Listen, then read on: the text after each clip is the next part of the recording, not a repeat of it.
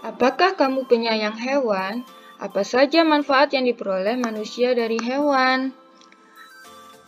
Salah satu manfaat hewan adalah sebagai sumber makanan bagi manusia yang menyediakan protein bagi pertumbuhan dan perkembangan manusia. Contohnya adalah ayam dan sapi. Ayam dimanfaatkan sebagai sumber protein, bahan konsumsi makanan. Sapi pun demikian, dimanfaatkan sebagai sumber protein, diambil daging dan susunya. Tapi, mengapa ya ayam dan sapi selalu tersedia? Padahal hewan tersebut dimanfaatkan oleh manusia. Bagaimana ya cara ayam dan sapi memperbanyak keturunannya? Mau tahu lebih lanjut tentang bagaimana hewan memperbanyak diri? Yuk kita ikuti pembelajaran kali ini. Assalamualaikum warahmatullahi wabarakatuh. Salam sejahtera, salam sehat, dan salam semangat untuk kita semua. Berjumpa kembali dengan Ibu Titik. Di video kali ini kita akan belajar tentang perkembangbiakan hewan pada pembelajaran tematik kelas 6, tema 1, subtema 2, muatan ilmu pengetahuan alam. Tujuan pembelajaran kita hari ini adalah mengklasifikasi hewan berdasarkan cara perkembangbiakannya. Anak-anak hebat, coba kalian perhatikan gambar berikut. Bagaimana ya cara ayam dan sapi memperbanyak keturunannya? Tentunya kalian sudah mengetahuinya, bahwa ayam memperbanyak diri dengan cara bertelur, sedangkan sapi memperbanyak diri dengan cara melahirkan atau beranak.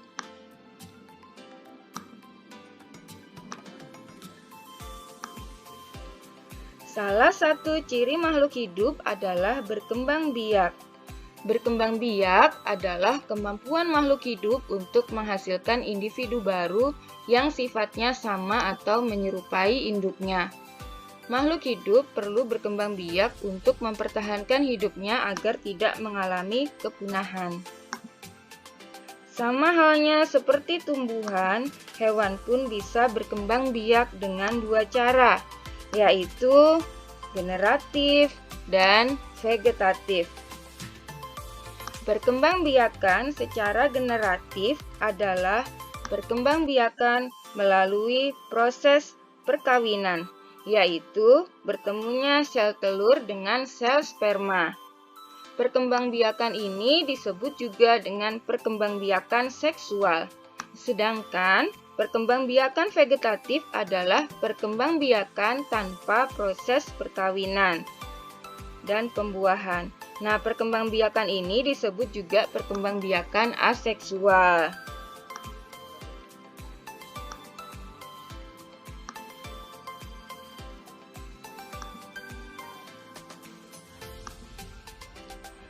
Anak-anak ibu, untuk perkembangbiakan generatif ini terbagi menjadi 3, yaitu ovivar, vivivar, dan ovovivipar.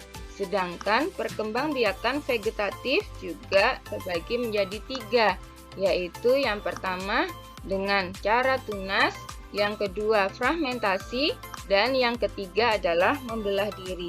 Mari kita pelajari satu persatu perkembangbiakan tersebut. Yang pertama adalah perkembangbiakan hewan secara generatif, yaitu ovivar. Yang pertama adalah ovivar. Ovivar berasal dari kata ovum yang artinya telur. Ovivar adalah perkembangbiakan hewan dengan cara bertelur. Pada telur, setelah terjadinya proses pembuahan, yaitu bertemunya sel kelamin jantan atau sperma dengan sel kelamin betina atau ovum, maka akan terbentuk embrio. Embrio akan berkembang di dalam telur yang dilindungi oleh lapisan cangkang. Kemudian induk hewan akan mengeluarkan telurnya. Induk hewan akan mengerami telurnya dalam jangka waktu tertentu. Selanjutnya, telur akan menetas menjadi hewan baru yang memiliki sifat yang sama atau menyerupai induknya. Proses pembuahan pada hewan ovivar ada dua macam, yaitu pembuahan internal dan pembuahan eksternal. Pembuahan internal adalah proses pembuahan yang terjadi di dalam tubuh induk betina. Contohnya adalah pada ayam. Pembuahan eksternal adalah proses pembuahan yang terjadi di luar tubuh induk betina.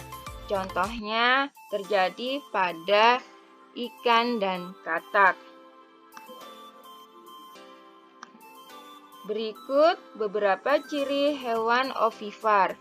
Yang pertama, tidak memiliki kelenjar susu, tidak memiliki daun telinga, tidak menyusui anaknya, mengerami telurnya hingga menetas.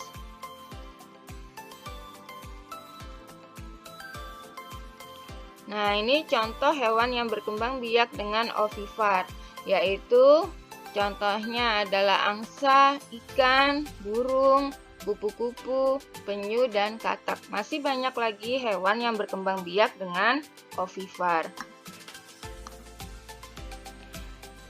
Perkembangbiakan generatif pada hewan yang kedua adalah vivivar. Perkembangbiakan secara vivivar itu adalah perkembangbiakan hewan dengan cara beranak atau melahirkan. Sel telur atau ovum akan dibuahi oleh sel sperma, kemudian akan terbentuk embrio. Embrio tumbuh menjadi janin di rahim induknya, dan induk hewan akan mengandung selama beberapa bulan dan melahirkan anaknya. Berikut ciri hewan vivivar. Yang pertama adalah memiliki kelenjar susu, memiliki daun telinga, induk melahirkan dan menyusui anaknya. Kemudian yang terakhir adalah termasuk hewan mamalia dan memiliki rahim. Nah, berikut beberapa hewan yang berkembang biak dengan cara vivivar, yaitu contohnya kucing, sapi, paus, macan, kelinci, dan lumba-lumba. Perkembangbiakan generatif yang ketiga adalah ovovivivar. Ovovivivar adalah perkembangbiakan hewan dengan cara bertelur sekaligus melahirkan. Pada hewan ovovivivar, telur akan terus berkembang pada tubuh induknya hingga menetas. Setelah tiba waktu dilahirkan, anaknya akan keluar dari tubuh induknya seperti proses melahirkan. Contohnya adalah hiu. Jadi contoh hewan yang berkembang biak dengan cara ovovivivar adalah hiu, kemudian ada salamander, anaconda, dan platypus.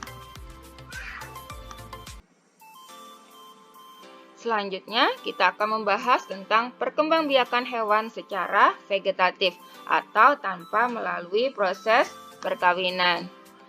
Yang pertama adalah dengan cara tunas. Tunas terbentuk dari tubuh induk yang menonjol. Benjolan tunas ini akan membesar dan akhirnya memisahkan diri dari tubuh induknya menjadi individu baru. Contohnya adalah pada hewan hidra. Nah, coba anak-anak ibu perhatikan gambar perkembangbiakan hidra, yaitu dengan cara tunas. Jadi pada hidra dewasa nanti akan tumbuh tonjolan. Tonjolan ya berupa tunas atau calon anak. Kemudian tunas mulai tumbuh dewasa, tumbuh mulut dan tentakel.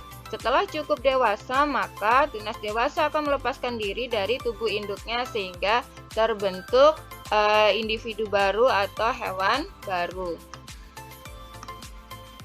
Nah, perkembangbiakan hewan secara vegetatif yang kedua adalah dengan cara fragmentasi.